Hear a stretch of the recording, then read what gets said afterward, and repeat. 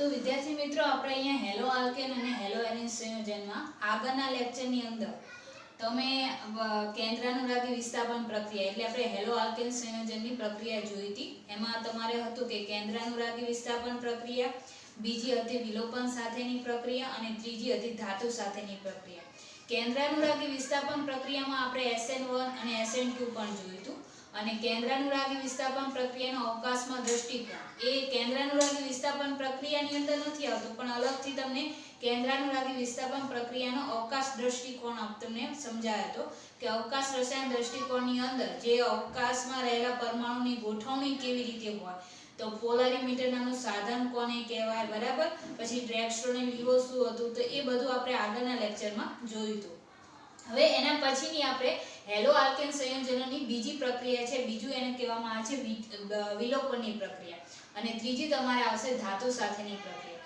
બીજું વિલોપન પ્રક્રિયા છે, બરાબર, એને બીજું કેવું હોય તો તમારે બીટા વિલોપન પ્રક્રિયા તરીકે પણ ઓળખવામાં આવે, બરાબર, બીટા વિલોપન પ્રક્રિયા અથવા આ બીજું વિલોપન પ્રક્રિયાનું બીજું નામ છે ડિહાઇડ્રોહેલોજનીકરણ। ડિહાઇડ્રોહેલોજનીકરણ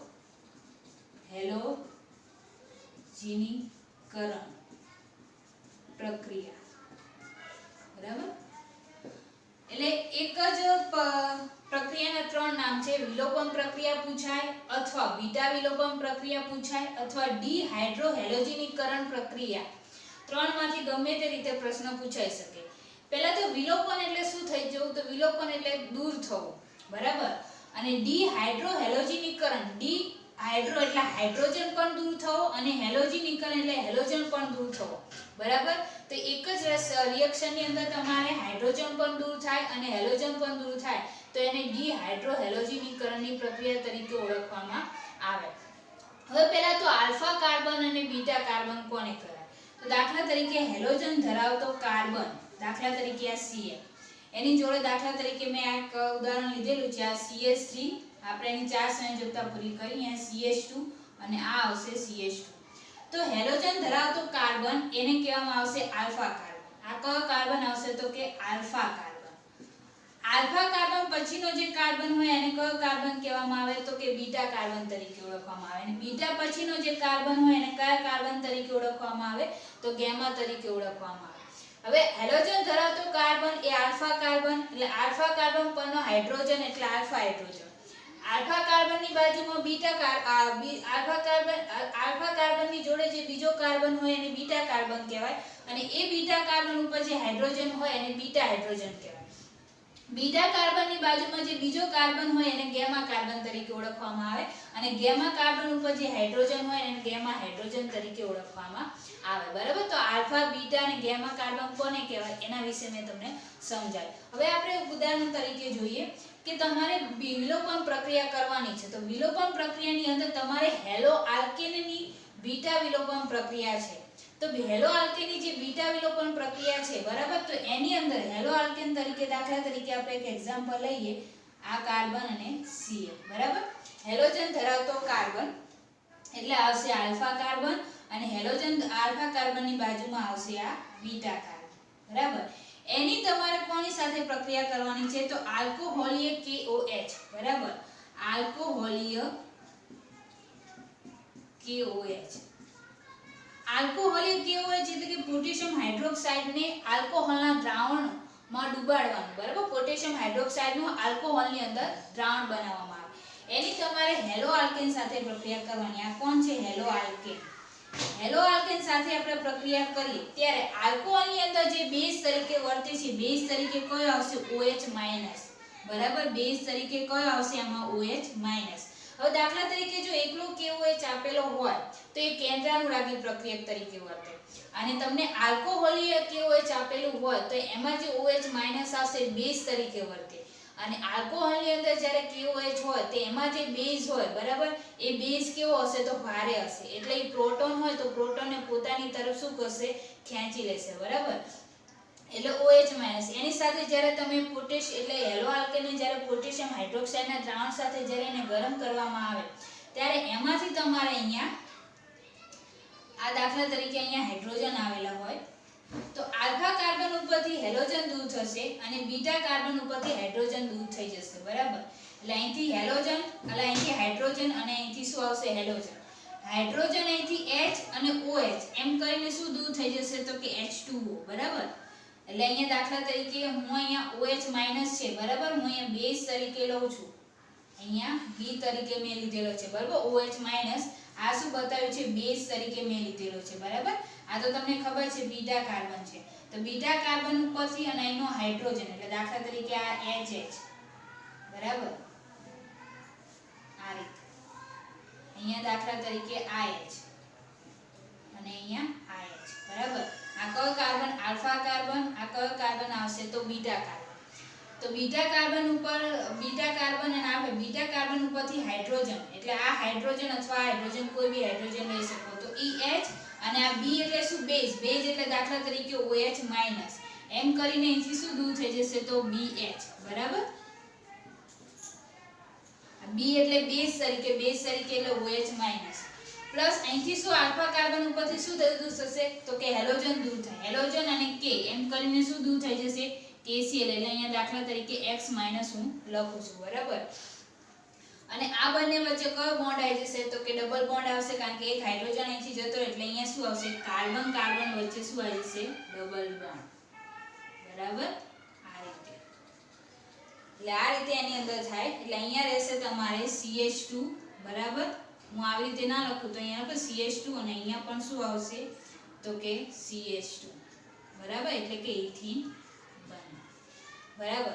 આ રીતે એની અંદર પ્રક્રિયા થાય, બરાબર. તમને અહીંયા બેઝ તરીકે અહીંયા હાઇડ્રોજન નથી બતાવેલા ચોપડીમાં, મેં હાઇડ્રોજન બતાવીને તમને બતાવેલું છે, બરાબર.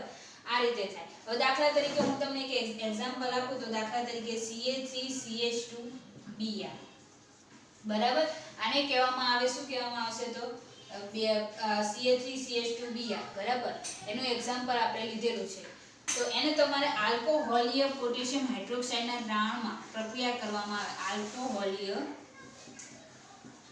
પોટેશિયમ હાઇડ્રોક્સાઇડ KOH ના દ્રાવણમાં પ્રક્રિયા કરવામાં આવે. અહીંયા OH- એ કયા તરીકે વળશે બેઝ તરીકે વળશે. અહીંયા હેલોજન ધરાવતો કાર્બન એટલે આ આલ્ફા કાર્બન અને આલ્ફા કાર્બનની બાજુમાં કયો હશે બીટા કાર્બન. તો હેલોજન ધરાવતો કાર્બન છે, બરાબર. એની ઉપરથી હેલોજન દૂર થઈ જશે, એટલે હેલોજન દૂર થાય અને K એમ કરીને શું દૂર થઈ જશે તો Br અને K એમ કરીને અહીંયા દૂર થઈ જશે KBr, બરાબર. અને અહીંયા તમારે દાખલા તરીકે બીટા ઉપરથી કયો દૂર થશે હાઇડ્રોજન દૂર થશે, એટલે અહીંયા હાઇડ્રોજન દૂર થાય તો અહીંયા આવશે શું આવશે CH2 આવશે અને આ હાઇડ્રોજન અને આનો OH એમ બંને થઈને શું દૂર થઈ જશે તો કે H2O, બરાબર. હવે આ બંને વચ્ચે શું રહેશે ડબલ બોન્ડ રહે, એટલે CH2 ડબલ બોન્ડ CH2, બરાબર. ઇથીન બન્યું, બરાબર. આ રીતે એની અંદર દૂર થયું. અહીંયા બેઝ તરીકે દાખલા તરીકે OH- છે, બરાબર, જે તમને ચોપડીમાં બતાવેલું છે, અને H એમ કરીને H2O દૂર થાય છે અને હેલોજન સમૂહ X- કરીને અહીંયા દૂર કરવામાં આવેલો છે, બરાબર. અથવા KCl X ની જગ્યાએ અહીંયા KCl પણ લખી શકાય કે KCl દૂર થાય છે. તો વિદ્યાર્થી મિત્રો આ જે તમારી હતી પ્રક્રિયા, બરાબર. એને જો તમે આ પ્રક્રિયાની અંદર જુઓ તો ડિહાઇડ્રોહેલોજનીકરણ છે. બીટા ઉપરથી હાઇડ્રોજન દૂર થયું એટલે એને બીટા વિલોપન પ્રક્રિયા કહેવાય, બરાબર. હેલોજનને તો દૂર થવાનું હતું, જોડે જોડે કોને થયું કે આ બીટા કાર્બન ઉપરથી હાઇડ્રોજન પણ દૂર થયું એટલે એને બીટા વિલોપન પ્રક્રિયા કહેવાય. ડિહાઇડ્રોહેલોજનીકરણ કેમ કહેવામાં આવે તો એક ઉપરથી હાઇડ્રોજન દૂર થાય છે બીટા ઉપરથી અને આલ્ફા ઉપરથી શું દૂર થાય છે હેલોજન દૂર થાય છે, બરાબર. અહીંયા B એટલે બેઝ છે અને X એટલે અવશિષ્ટ સમૂહ એટલે કે દૂર થનાર જે સમૂહ હોય એના વિશે જોઈએ. તો વિદ્યાર્થી મિત્રો હવે આપણે જો બીટા વિલોપનની પ્રક્રિયા તમે જુઓ તો એની અંદર તમને અમુક વખત દાખલા તરીકે આલ્ફા કાર્બનની જોડે તો અહીંયા એક જ બીટા કાર્બન છે, પણ જ્યારે આલ્ફા કાર્બનની જોડે જ્યારે એક કરતા બીટા કાર્બન આપેલા હોય, એક કરતા વધારે બીટા કાર્બન આપેલા હોય તો એની અંદર જે આલ્કીન મળશે એ પણ કેવી હશે એક કરતા વધારે આલ્કીન મળે. તો એમાં કઈ આલ્કીન મુખ્ય નિપજ તરીકે મળે એટલે કે કઈ આલ્કીનનું પ્રમાણ સૌથી વધારે હોય, બરાબર. તેના માટે એક વૈજ્ઞાનિકે નિયમ આપેલો છે, બરાબર. જે વૈજ્ઞાનિકનું નામ છે એલેક્ઝાન્ડર જેર્સે, બરાબર. આ જે પ્રક્રિયા આપણે આગળની જોઈ એ તો ખાલી તમારે આલ્ફા કાર્બન જોડે જ્યારે એક જ બીટા હાઇડ્રોજન હોય ત્યારની પ્રક્રિયા જોઈ. હવે તમારે એક કરતા વધારે બીટા હાઇડ્રોજન હોય, એક કરતા વધારે બીટા કાર્બન હોય, બરાબર, એક કરતા વધારે બીટા કાર્બન હોય અથવા હાઇડ્રોજન પરમાણુ હોય ત્યારે 1875 ની અંદર 1875 માં રશિયન વિજ્ઞાની એટલે રશિયનનો સાયન્ટિસ્ટ જે હતો એનું નામ હતું એલેક્ઝાન્ડર જેટસેવ, બરાબર, એલેક્ઝાન્ડર જેટસેવ અથવા જેટસેવ બે રીતે પણ એને લખી શકાય, એલેક્ઝાન્ડર જેટસેવ અથવા જેટસેવ, બરાબર, બે નામ છે એના. તો એલેક્ઝાન્ડર જેટસેવ નામનો જે વૈજ્ઞાનિક હતો એણે એવો નિયમ પ્રસ્થાપિત કર્યો કે જ્યારે એક કરતાં વધારે બીટા કાર્બન હોય અથવા બીટા હાઇડ્રોજન હોય ત્યારે એની અંદર એક કરતાં વધારે આલ્કીનની નિપજ મળે, બરાબર. તો એક કરતાં વધારે આલ્કીનની નિપજ હોય તેમાં મુખ્ય નિપજ કઈ? તો મુખ્ય નિપજ કઈ લેવાની? તો જેની અંદર કે દ્વિબંધ કાર્બન સાથે જોડાયેલા આલ્કાઇલ સમૂહની સંખ્યા વધારે હોય તો એ એની શું કહેવામાં આવે? મુખ્ય નિપજ તરીકે ઓળખવામાં આવે. તો એનો નિયમ છે, નિયમ શું કહે છે કે જ્યારે એક કરતાં વધારે આલ્કીન નિપજ મળે ત્યારે એક કરતાં વધારે આલ્કીન નિપજ મળે ત્યારે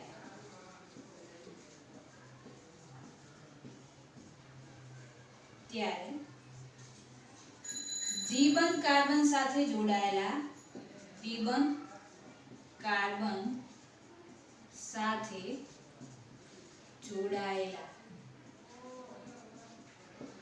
દ્વિબંધ કાર્બન સાથે જોડાયેલા વધારે આલ્કાઇલ સમૂહ હોય, વધારે સંખ્યામાં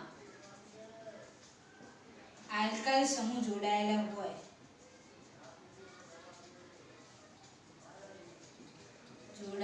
હોય તો તે મુખ્ય નિપજ ગણાય,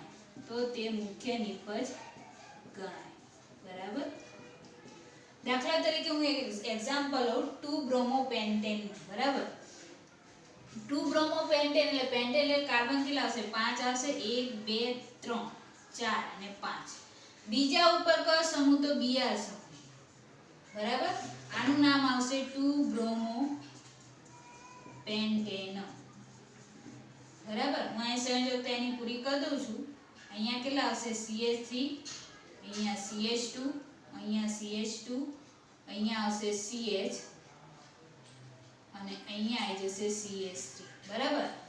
2-bromopentane નો આપણે એક્ઝામ્પલ લીધેલું છે. એમાં તમે જુઓ હેલોજન ધરાવતો કાર્બન કયા ઉપર છે? બીજા ઉપર છે.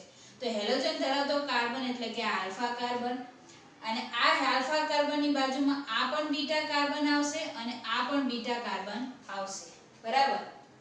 બે જગ્યાએ જો તમે જો હેલોજન ધરાવતો કાર્બન એ આલ્ફા કાર્બનની જોડેનો કાર્બન બીટા કાર્બન એટલે આ બાજુ પણ બીટા થશે અને આ બાજુ પણ બીટા થશે. તો આમાં એક કરતાં વધારે આલ્કીન નિપજ મળે તો તમારે એમાંથી કઈ મુખ્ય નિપજ ગણવાની? તો મુખ્ય નિપજ એ ગણવાની કે એલેક્ઝાન્ડર જેટસેવનો નિયમ એવું કહે છે કે જેમાં દ્વિબંધના કાર્બન સાથે જોડાયેલા વધારે આલ્કાઇલ સમૂહ જોડાયેલા હોય તો એ તમારે મુખ્ય નિપજ ગણવાની. હવે દાખલા તરીકે આને આપણે આલ્કોહોલીય, બરાબર, આલ્કોહોલીય પોટેશિયમ હાઇડ્રોક્સાઇડના દ્રાવણ સાથે એને પ્રક્રિયા કરવામાં આવે તો બેઝ તરીકે તો કઈ આવશે? OH-, બરાબર. હવે માની લો કે હું બીટા કાર્બન આ સાઈડનો હું પહેલા લઉં છું તો આમાં કઈ નિપજ મળશે? તો આ બાજુ તમે નિપજ જોવા જાઓ તો અહીંથી તો શું દૂર થશે? Br અને K એમ કરીને શું દૂર થઈ જશે? KBr, બરાબર. આ બાજુનો બીટા હાઇડ્રોજન લઉં છું એટલે અહીંથી એક હાઇડ્રોજન દૂર થશે, બરાબર. તો પ્રોડક્ટ આ રીતે બનશે CH3 CH2, બરાબર. આ CH2 પછી અહીંથી જો Br દૂર થઈ ગયું એટલે અહીંયા ખાલી શું રહેશે? CH, બરાબર. અને અહીંથી H દૂર થશે એટલે અહીંયા શું રહેશે? CH2 એટલે અહીંયા વચ્ચે શું આવી જશે? ડબલ બોન્ડ આવશે CH2, બરાબર. હવે આની અંદર અહીંથી H અને OH એમ કરીને શું દૂર થઈ જાય? તો -H2O દૂર થાય, બરાબર. હવે આનું નામ તમે જો 1 2 3 4 અને 5 એટલે શું કહેશે? પેન્ટ, અને પહેલા પછી ડબલ બોન્ડ છે એટલે આનું નામ આવશે pent1E, બરાબર. હવે એવી જ રીતે દાખલા તરીકે આ જે 2-bromopentane છે એની હું તમારે આલ્કોહોલીય પોટેશિયમ હાઇડ્રોક્સાઇડના દ્રાવણ સાથે પ્રક્રિયા કરું, બરાબર.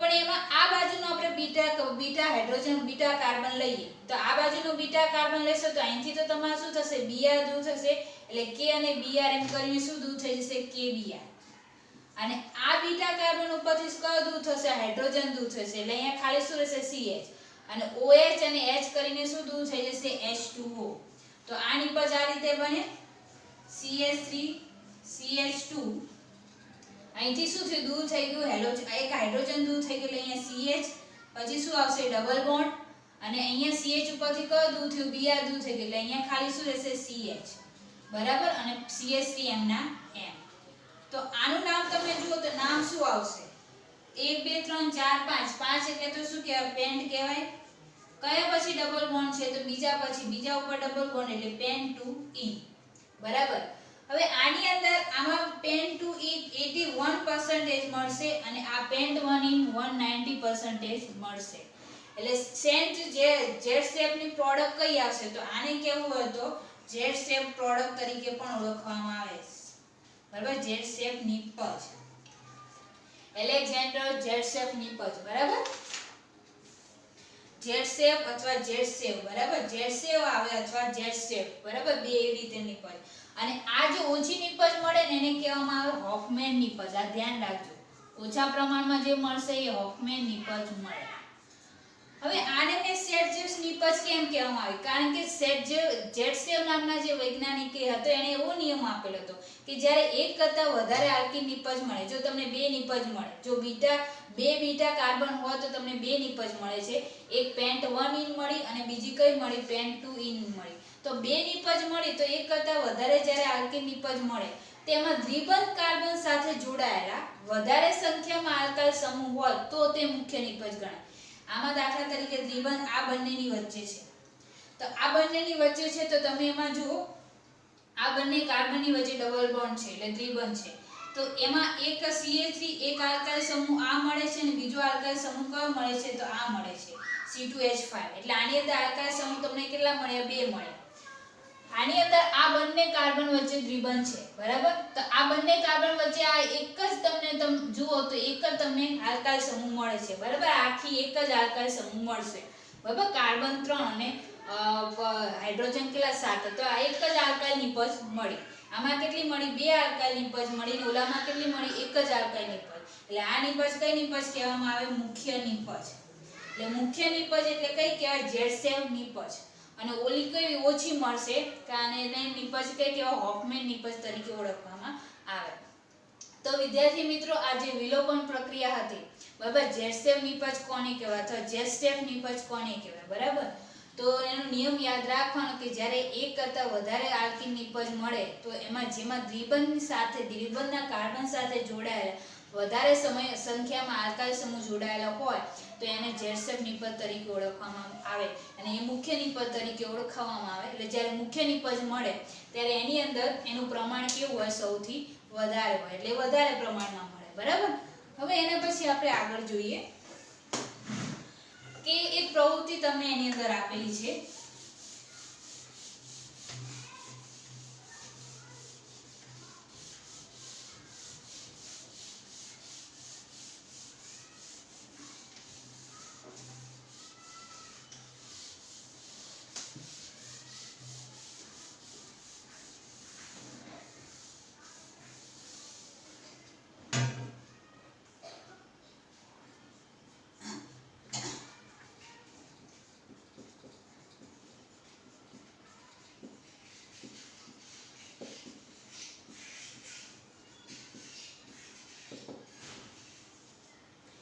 વિદ્યાર્થી મિત્રો એક પ્રવૃત્તિ તમને નાનકડી એવી આપેલી છે કે હેલો આલ્કેન ની અંદર વિલોપન અથવા વિલોપન વિરુદ્ધ વિસ્થાપન પ્રક્રિયા સમજાવો તો આગળ આપણે વિલોપનની પ્રક્રિયા જોઈ એમાં જો તમે આલ્કોહોલ યા પોટેશિયમ હાઇડ્રોક્સાઇડ તરીકે લો બરાબર એ પ્રક્રિયા એની હાજરીમાં તમે પ્રક્રિયા કરવામાં આવે તો એમાં જે OH- છે તો એ બેઝ તરીકે પણ વર્તી શકે અને આલ્કોહોલિય ના હોય તો એમના હોય તો OH- એ કેન્દ્રાનુરાગી પ્રક્રિયક તરીકે પણ વર્તી શકે બરાબર જો કેન્દ્રાનુરાગી પ્રક્રિયક તરીકે વર્તે તો ત્યાં વિસ્થાપનની પ્રક્રિયા જોવા મળે અને OH- જ્યારે બેઝ તરીકે વર્તે છે તો ત્યાં કઈ પ્રક્રિયા જોવામાં આવે વિલોપનની પ્રક્રિયા જોવામાં આવે છે બરાબર હવે વિલોપન વિરુદ્ધ વિસ્થાપનની પ્રક્રિયા માટે એક પ્રવૃત્તિ તમને આપેલી છે કે દાખલા તરીકે હેલો આલ્કેન છે, હેલો આલ્કેનને જ્યારે તમે કોઈ કેન્દ્રાનુરાગી પ્રક્રિયક અથવા બેઝ, બરાબર, એમાં જ્યારે એની સાથે પ્રક્રિયા કરવામાં આવે છે ત્યારે એની અંદર બે પ્રકાર તેમાં સ્પર્ધા જોવા મળે છે. સ્પર્ધાની અંદર તો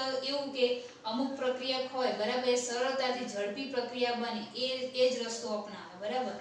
તો એની અંદર તમારે કે હોય છે, બરાબર, અમુક વખત બેઝ તરીકે વર્તે અથવા કેન્દ્રાનુરાગી પ્રક્રિયક તરીકે વર્તે અને એની તમે જ્યારે હેલો આલ્કેન સાથે પ્રક્રિયા કરવામાં આવે ત્યારે એની અંદર બે સ્પર્ધાત્મક માર્ગ જોવા મળે. કાં તો એની અંદર વિલોપન પ્રક્રિયા થશે, કાં તો એની અંદર શું પ્રક્રિયા થશે, વિસ્થાપનની પ્રક્રિયા થાય. જો વિસ્થાપનની પ્રક્રિયા થાય તો તમારે આગળ આવી ગયું કેન્દ્રાનુરાગી વિસ્થાપન પ્રક્રિયામાં બે આવે, SN1 અને SN2, બરાબર. હવે SN1 અને SN2 હતું તો SN2 ની અંદર તમે જોતા હતા તો SN2 ની અંદર એમાં પ્રાથમિક હેલાઇડમાં SN2 ની પ્રક્રિયા હોય તેમાં પ્રાથમિક હેલાઇડની પ્રક્રિયા સૌથી ઝડપી જોવા મળે. એટલે એમાં આ તમારે આ રીતે તો 1 0 2 0 અને 3 0, બરાબર. SN1 SN2 ની પ્રક્રિયા હોય તેમાં પ્રાથમિક હેલાઇડમાં સૌથી ઝડપી પ્રક્રિયા જોવા મળે અને SN1 હોય તો તમને એની અંદર ખબર હતી કે તૃતીયક હેલાઇડની સૌથી વધારે ઝડપી પ્રક્રિયા જોવા મળે, પછી 2 0 ની ને પછી 1 ડિગ્રીની, બરાબર. એટલે 3 ડિગ્રી 2 ડિગ્રી અને 1 ડિગ્રીની આ રીતે તમારે એની અંદર પ્રક્રિયા જોવા મળતી હતી. SN2 હોય તો 1 ડિગ્રી પ્રાથમિક પ્રક્રિયા સૌથી ઝડપી જોવા મળે, SN1 હોય તો 3 ડિગ્રી વાળી સૌથી વધારે જોવા મળે, બરાબર. હવે એની અંદર તમારે પહેલા તો વિલોપન અથવા વિરુદ્ધ વિસ્થાપન એટલે વિલોપન પ્રક્રિયા થશે કે વિસ્થાપન પ્રક્રિયા થશે એ કોની ઉપર આધાર રાખે છે, કયા ત્રણ પરિબળ ઉપર આધાર રાખે છે. પહેલા તો જે આલ્કાઇલ હેલાઇડ હોય એનો સ્વભાવ કે તમે જે હેલો આલ્કેન લો છે એ કયા ટાઈપનું છે એની ઉપર. બીજું કે દાખલા તરીકે બેઝ અથવા કેન્દ્રાનુરાગી પ્રક્રિયક બેમાંથી ગમે તે હોય તો એની પ્રબળતા અથવા એના કદ એટલે એનું કદ નાનું છે કે મોટું એના ઉપર આધાર રાખે, બરાબર. અને ત્રીજું એની ઉપર પછી પ્રક્રિયાની પરિસ્થિતિ એ કઈ ટાઈપની છે એના ઉપર આધાર રાખે. જો પ્રાથમિક હેલાઇડ હોય તો એની અંદર SN2 પ્રક્રિયા ઝડપી થાય એટલે એમાં SN2 પ્રક્રિયાને અગ્રતા ક્રમ આપવામાં આવે, બરાબર. પછી દાખલા તરીકે દ્વિતીયક હેલાઇડ હોય તો દ્વિતીયક હેલાઇડની અંદર તો એની અંદર તમારે SN2 એટલે દાખલા તરીકે દ્વિતીયક હેલાઇડ હોય તો એમાં બેઝ અથવા કેન્દ્રાનુરાગી પ્રક્રિયાની પ્રબળતા અથવા કદ જોઈએ તો એના આધારે તમારે SN2 અથવા વિલોપન પ્રક્રિયા બંનેને અગ્રતા ક્રમ આપવામાં આવે. અને જો તૃતીયક હેલાઇડ હોય તો તૃતીયક હેલાઇડમાં તો તમને ખબર જ છે કે તૃતીયક હેલાઇડમાં SN1 આવે, બરાબર, અથવા વિલોપન પ્રક્રિયા એને અગ્રતા ક્રમ આપવામાં આવે કારણ કે તૃતીયક હેલાઇડમાં પહેલા શું બનશે, કાર્બોકેટાયન બને છે. કાર્બોકેટાયનની સ્થિરતાને આધારે SN1 અથવા વિલોપન પ્રક્રિયા બેમાંથી ગમે તે એકને આપવામાં આવે. હવે એમાં દાખલા તરીકે વિલોપન પ્રક્રિયાનો આપણે જોઈએ. વિલોપન પ્રક્રિયાની અંદર દાખલા તરીકે એક એક્ઝામ્પલ આપેલું છે આપણે કાર્બન અને એની જોડે CH3 થ્રાઇસ કેટલા 3 અને O-. આ જે છે તમારે મોટા કદનો કેન્દ્રાનુરાગી પ્રક્રિયક લીધેલો છે. મેં કેવા કદનો લીધેલો છે, મોટા કદનો કેન્દ્રાનુરાગી પ્રક્રિયક લીધેલો છે કે જેનું કદ કેવું છે, મોટું છે. એની જોડે દાખલા તરીકે એક એક્ઝામ્પલ લઉં CH3 CHBr અને CH3. આ એક્ઝામ્પલ છે 2 બ્રોમો અને કેટલા 1 2 3 કાર્બન એટલે પ્રોપેન એટલે 2 બ્રોમો પ્રોપેન. હવે આની અંદર તમે જુઓ તો આની અંદર વિલોપન પ્રક્રિયા જોવા મળશે. આની અંદર કઈ પ્રક્રિયા જોવા મળશે, વિલોપન પ્રક્રિયા. વિલોપન પ્રક્રિયા એટલે 2 બ્રોમો પ્રોપેન, બરાબર. તો આ કયો છે 2 ડિગ્રી છે એટલે દ્વિતીયક હેલાઇડ છે. દ્વિતીયક હેલાઇડમાં મેં તમને કીધું કાં તો SN2 અથવા વિલોપન પ્રક્રિયા જોવા મળે. પછી એનું કદ જોવાનું, મોટા કદનો કેન્દ્રાનુરાગી પ્રક્રિયક છે તો આ મોટા કદનો કેન્દ્રાનુરાગી પ્રક્રિયક છે તો એની અંદર મેં કીધું હતું કે દ્વિતીયક હેલાઇડ હોય તેમાં મોટા કદનો એમાં કદ દાખલા તરીકે મોટા કદનો કેન્દ્રાનુરાગી પ્રક્રિયક તમે જ્યારે લેશો તો કાર્બન ફરતે ચતુષ્ફલકી એટલે કાર્બનની ફરતે બીજા 4 અવકાશી અવરોધ એને નડે, બરાબર. એટલે 4 અવકાશી અવરોધ નડવાના કારણે એ શું કરે, એ હાઇડ્રોજનને શું કરશે, પોતાની તરફ ખેંચશે, બરાબર. એ પોતે કેન્દ્રાનુરાગી પ્રક્રિયક એની અંદર દાખલ થઈ શકતો નથી કારણ કે એને પોતાના 4 અવકાશી અવરોધ શું કરે છે, નડે છે. એટલે અહીંથી દાખલા તરીકે એક H હોય, બરાબર.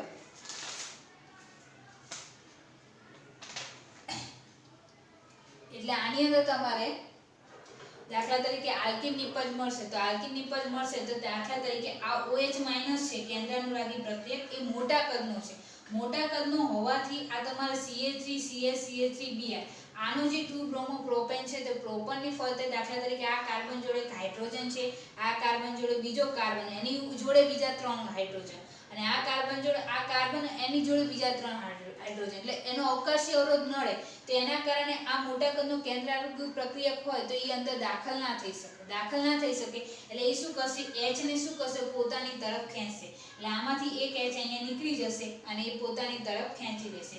તો અહીંયા જે નિપજ મળશે તમને શું મળશે, આલ્કીન મળશે, એટલે અહીંયા શું આવશે CH2 ડબલ બોન્ડ CH અને અહીંયા શું આવશે CH3, બરાબર.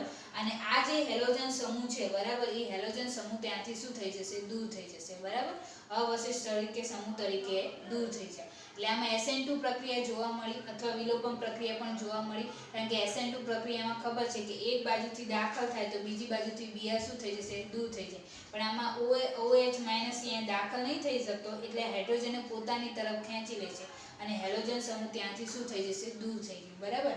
તો આ વિલોપન પ્રક્રિયા થઈ. હવે હું તમને વિસ્થાપનની પ્રક્રિયાની અંદર સમજાવું કે વિસ્થાપન પ્રક્રિયાની અંદર શું છે.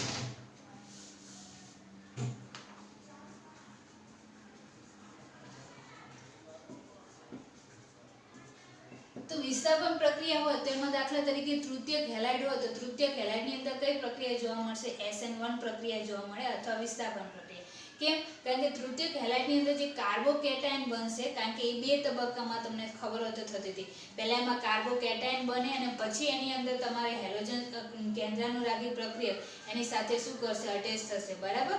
એટલે આની અંદર વિસ્થાપન પ્રક્રિયા છે એમાં જે કેન્દ્રાનુરાગી પ્રક્રિયક હશે એ કેવા, દાખલા તરીકે નાના કદનું છે, દાખલા તરીકે હું લઉં CH3CH2O-, આ કેવા કદનો હશે તો કે નાના કદનો કેન્દ્રાનુરાગી પ્રક્રિયક.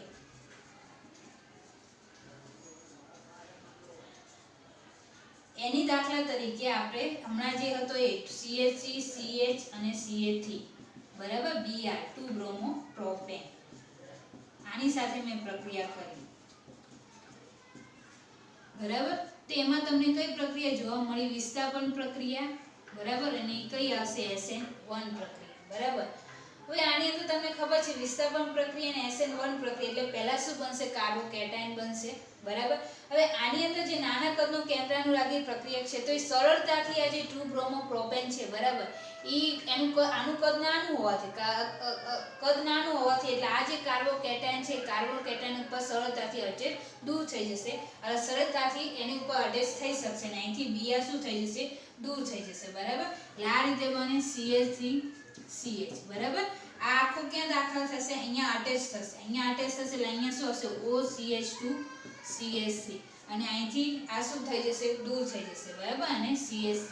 કારણ કે પહેલા કાર્બોકેટાયન બને એટલે પહેલા પ્લસ બને, બે તબક્કામાં બતાવવાની, પણ અહીંયા બે તબક્કામાં આપણે નથી બતાવી, અહીંયા શોર્ટમાં આપણે અહીંયા બતાવી દીધી છે OCH2CH3, બરાબર. તો આ રીતે આની અંદર પ્રક્રિયા થાય, બરાબર. તો આ જે તમને નિપજ મળી એ કઈ નિપજ મળી, વિસ્થાપન નિપજ મળી, બરાબર. જો આ મોટા કદનો હોય તો સરળતાથી એની અંદર દાખલ ના થઈ શકે, નાના કદનો છે એટલે અહીં હેલોજનને દૂર કરીને અહીંયા OCH2CH3 દાખલ થઈ શકશે, કારણ કે અહીંયા કાર્બોકેટાયન બનશે પહેલા અને કાર્બોકેટાયન બન્યા પછી આ અહીંયા પ્લસ બને એટલે એની સાથે માઈનસ આખું એની સાથે જોડાય, બરાબર. એટલે SN1 પ્રક્રિયાની અંદર જોવા મળે. તો વિદ્યાર્થી મિત્રો આ એક તમારી પ્રવૃત્તિ હતી, વિલોપન વિરુદ્ધ વિસ્થાપન પ્રક્રિયા. એટલે વિલોપન પ્રક્રિયા કોની કહેવામાં આવે છે, બરાબર, એ અહીંયા આપણે સમજાયા. હવે એના પછીનું તમારે છેલ્લી તમારે થઈ હતી ધાતુઓ સાથેની પ્રક્રિયા, ત્રીજી.